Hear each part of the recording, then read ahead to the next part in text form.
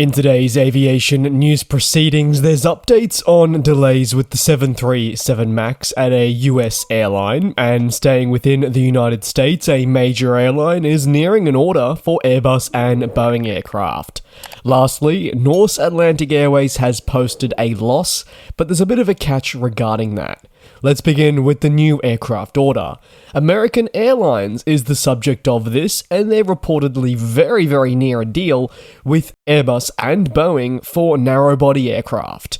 As part of the major airline seeking new planes, a deal for 100 jets has been long in the pipeline, with American Airlines assessing its options. Now, a deal looks set to be in the final stages before being formally announced. Once unveiled, the contract will see Airbus and Boeing jets included. However, per Bloomberg, Airbus is set to acquire more of the 100 aircraft than Boeing. A contract would ultimately look to build upon American Airlines' already strong commitment to the 737 MAX and A321neo series, with the specific variants of this new order yet to be confirmed, really only speculated, so I won't go into that as of yet. Fleet data does actually indicate to us that American Airlines flies 57 737-8s with 2 aircraft listed as in storage.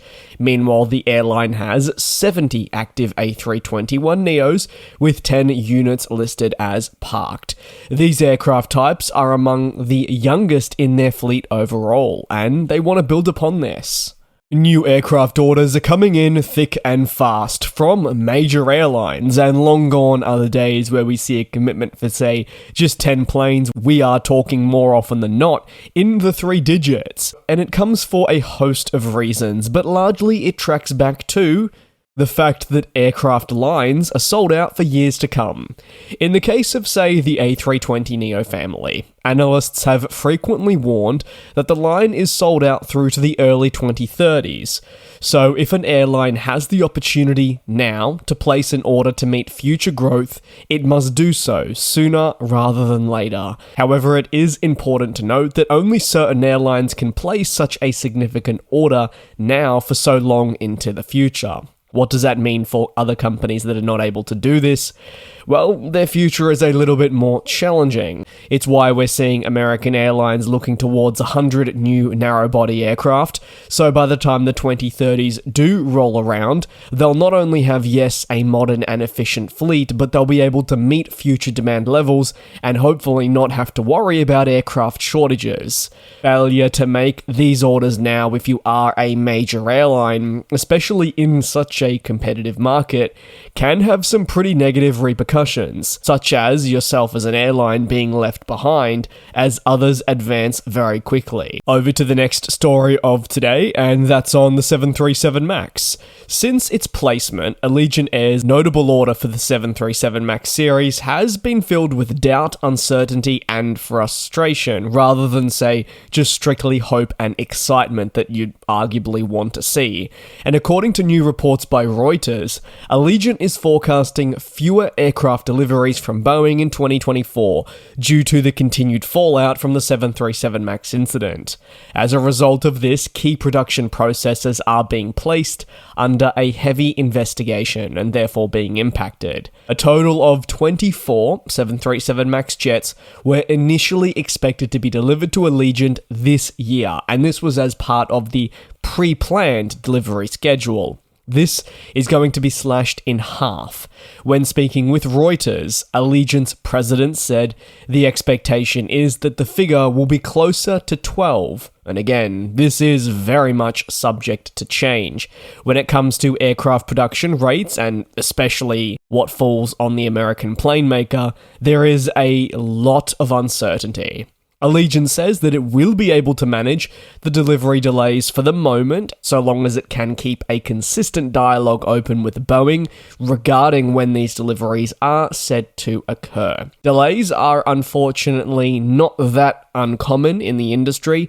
I do feel like a bit of a broken record. You can essentially insert airline name, insert upcoming aircraft, and the likelihood that these planes arrive on time is pretty slim. Whether it is a small plane, like maybe the the A321XLR, or larger, maybe the A350-1000, or the 737 MAX.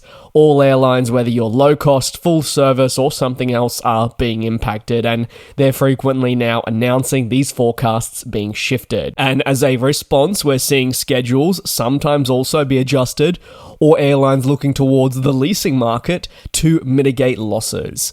However they choose to deal with this is largely an inconvenience, however you look at it. In the case of Allegiant, they'll likely reactivate some older aircraft, and they also went on to say that they'll have to retain planes to stop losses being felt, which is great. They have the opportunity to actually mitigate these losses, but ultimately they would rather be bringing in the new aircraft types, as that would have a positive effect on their finances and overall performance. Once the MAX series arrives in the airline's portfolio, the aircraft is going to perform very well for them and also change how they operate. Allegiant operates a very simple and very straightforward strategy. That is, they've relied on older aircraft and especially Airbus to power their operations. Bringing on brand new aircraft, and also that from Boeing, is a step in a different direction, but one they believe is correct. Prolonged uncertainty has been placed on when these MAX planes will arrive for some time, and Allegiant still cannot provide a specific time frame other than saying it's at least several months away. Previously, the airline had actually forecasted first delivery in the first week of January of this year. By the beginning of February, they said late March or early April. That time frame, though, has not been confirmed, as essentially we enter into March. Onto the final story in today's video, at least. Norse Atlantic Airways. They've posted a pretty big loss of $169 million for the full year 2023. Worth noting, this is slightly down from the $175 million they lost in 2022. The latest posting is further negative news about an airline that analysts argue will always struggle to be profitable, operating a business model that has significant risks associated with it. However, despite these significant losses, you'll recall that at the beginning when I was briefly going over the stories, I said there was a bit of a catch.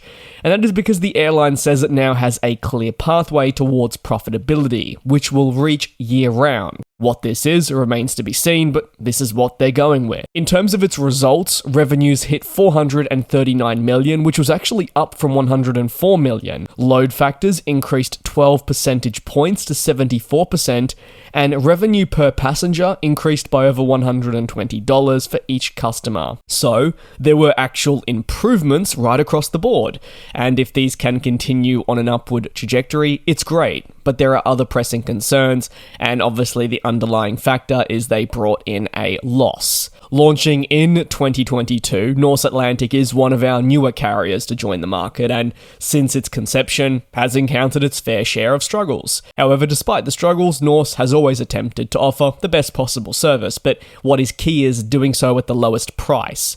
They operate a business model where they offer low-cost fares on long-haul flights. That's their bread and butter, and they fly exclusively with the 787 Dreamliner. While Norse isn't Norwegian 2.0, the airline was birthed off the back of Norwegian removing its fleet of 787s and ending long-haul travel.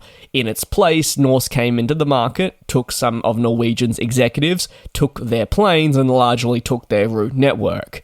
During the busy summer months, Norse performs well, and they're forecasting once again strong demand for the 2024 summer season. The only slight problem is the summer season isn't year-round, and they need to find ways in all other months of the year to adequately perform, and that has proven a challenge for them. But honestly, it's not just Norse Atlantic. There are many other airlines right around the world that operate similar styles of business, and when it comes to seasonal demand, they're skyrocketing. But again, that's not year-round. We will have to wait and see how Norse performs this year, but obviously raking in millions of dollars in losses isn't ideal, and while they say that they have a pathway to profitability, and that is now clear, as touched on, we'll wait and see what happens in this year, and see if they can at least make more strides in the right direction. Obviously though, losses can't continue on forever. That's going to conclude today's longer aviation news recap. If you have any thoughts, you're more than welcome to drop them down below in the comments. Thank you very much for your support here on the channel. It certainly does mean a lot. Please do take care, do also be safe, and I will indeed see you next time for your latest industry developments. And we'll fly.